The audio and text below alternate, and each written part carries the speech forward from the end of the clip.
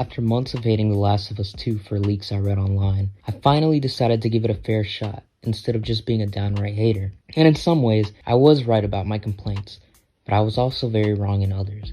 This game is not a bad game. It just happens to fall victim to being so different that no one could have prepared for it. In order to understand my gripes with the story of this game, you first have to understand why I loved the first game, why everyone loved the first game. Sure, the gameplay was amazing in the first game, and that totally carries out into this one. But what really made everyone fall in love with the first game was the relationship between Joel and Ellie. Their bond was something very human and powerful inside of a video game. And to be quite fair, the second game straight up ruins all of that.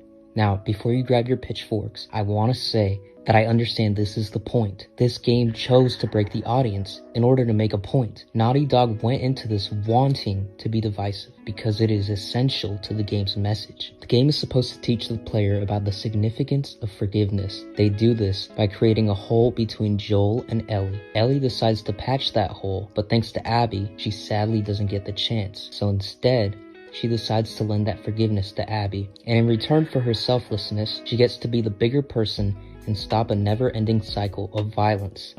If Ellie killed Abby, then Lev would have come back for revenge. And if Lev kills Ellie, then Dinah would come back for it as well. Revenge is a never-ending cycle. That is what the game aims to show. And it gets that done beautifully. But that is also the problem. Yes, this game is an amazing story about morality, and it is full of very human characters that aren't perfect and are each flawed in so many ways. But that isn't what anyone wanted. And that's the issue. No one finished the first game and thought, man, I really hope in the next game they take away what I enjoyed most about the first game in order to teach me a lesson. No one wanted that. What I'm saying is that the story isn't bad. It just needed to be told in a different franchise. I promise you that if everyone knew this game would have killed Joel just to prove a point, and they heard that right after beating the first game, a large amount of people would not have bought that game. This is a great story, but it is a direction that no one expected or wanted The Last of Us to go into. So what I'm left is feeling two things. As a fan of Joel and Ellie, I'm disappointed and heartbroken. But looking at it from a story standpoint or a writer's point of view, I have to applaud this game. I guess what I want to tell you is that this game isn't bad. It's just something that no one was ready for.